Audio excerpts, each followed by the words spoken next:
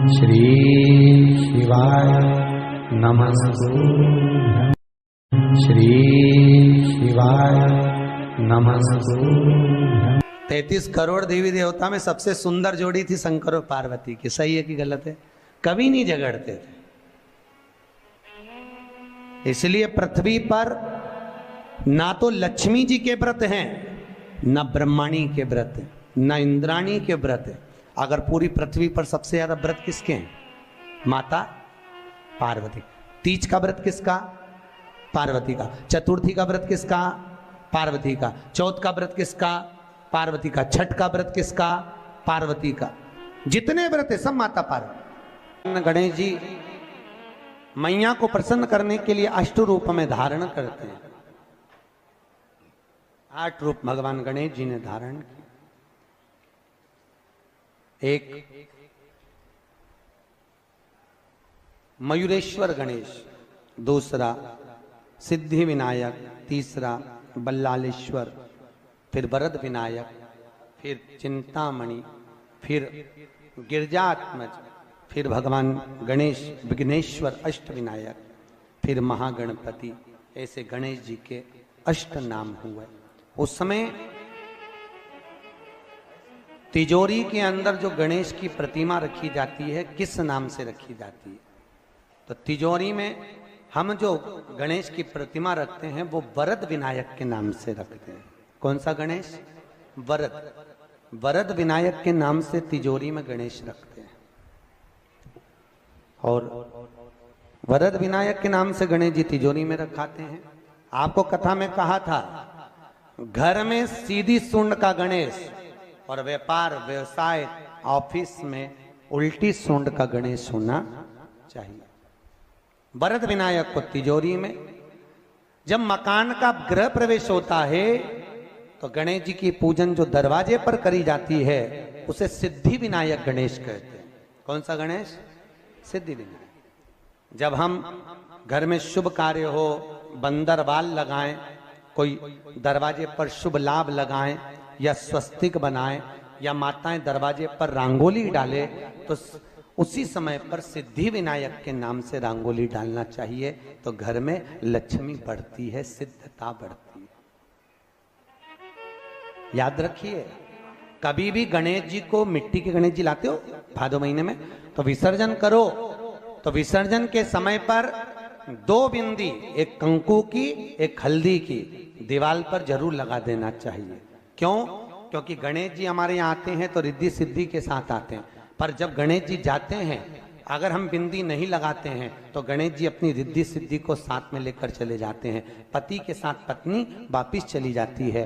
जब हम बिंदी लगाते हैं तो उसका मतलब होता है कि हमारे घर की बहू हमारे घर में रहे, बेटा भले भ्रमण के लिए जाए। तो गणेश जी जाते हैं, रिद्धि सिद्धि घर में रह जाती है। इसलिए रिद्धि सिद्धि को घर में रखने के लिए 2 बिंदी लगाना चाहिए, एक कुंकू की, एक हल्दी। रिद्धि सिद्धि। गणेश जी की प्रियता है दुर्वा। क्या प्रियता है? दुर्वा। कितनी दुर्वा गणेश जी को समर्पित करी जाती है? मात्र 5। कितनी? आज के जमाने में लोग गट्ठा बनाकर चढ़ा दें, वो अपनी जगह पर। 5 दुर्वा पंचम इंद्रियों को वश में करने के लिए और भगवान के 5 जो स्वरूप हैं उनको अपने भीतर उतारने के लिए 5 दुर्वा। और दुर्वा में भी 3 गांठ।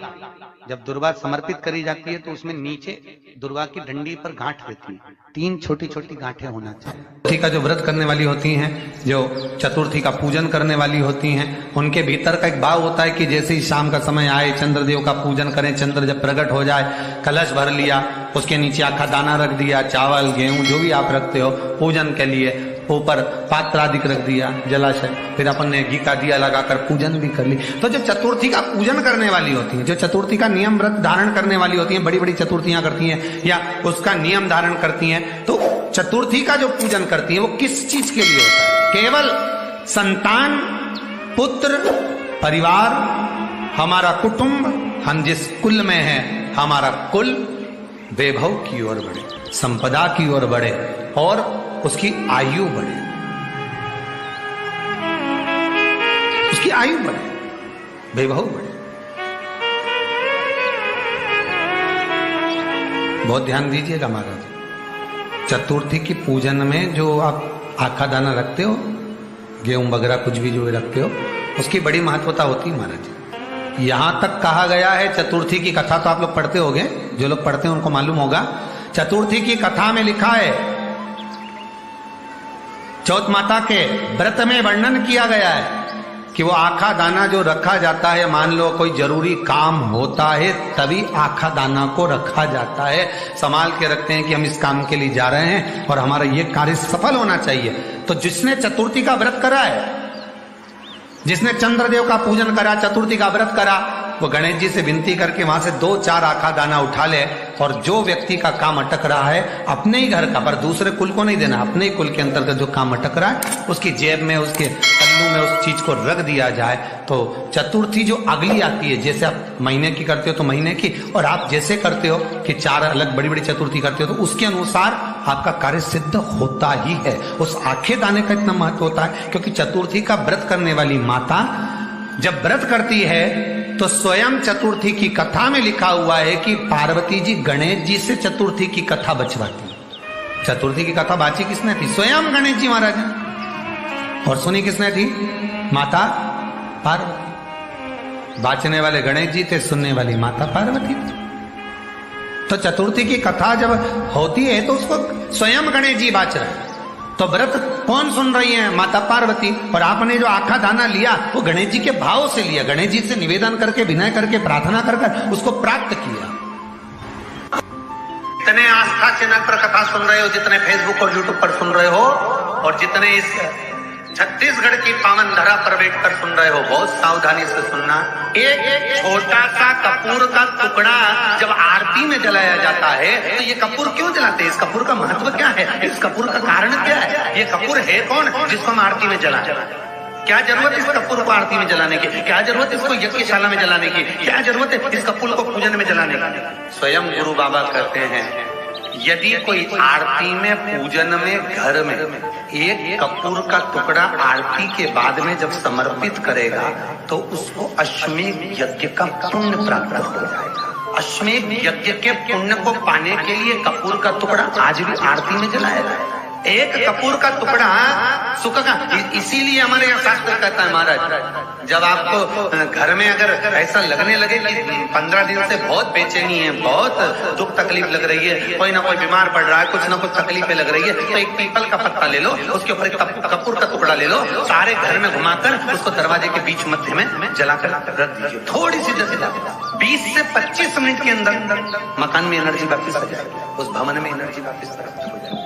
20 से 25 मिनट के अंदर एनर्जी वापस। लग रहा है कि यहाँ नेगेटिव है तो उसको पॉजिटिव बनाया जा सकता है। रात को 12 बजे शंकर जी के मंदिर में शिवलिंग पर चढ़ी हुई बेलपत्री को उठाकर शंकर मंदिर का शिखर देखकर चबा चबा कर खा लीजिए।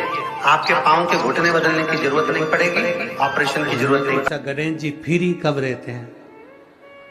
तो हमने कहा अब ये तुम्हारे ऊपर, हमको तो मालूम भी नहीं, हम तो अपॉइंटमेंट लिए भी नहीं उनसे, तो तुम्हें ज्यादा स्मरण हो।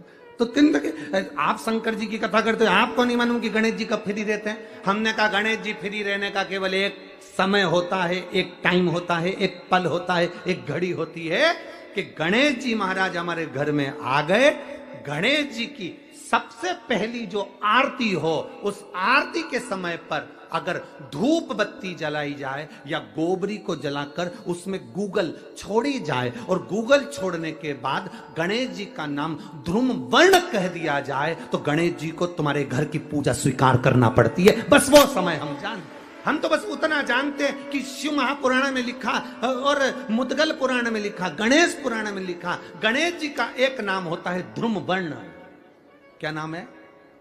ध्रुम वर्ण गणेश जी का एक नाम होता है। जब हम धूप जलाकर श्री शिवाय नमस्तुभ्यम, हर हर महादेव। गुरुजी द्वारा बताए गए उपाय को विश्वास के साथ जरूर करें और कमेंट में श्री शिवाय नमस्तुभ्यम जरूर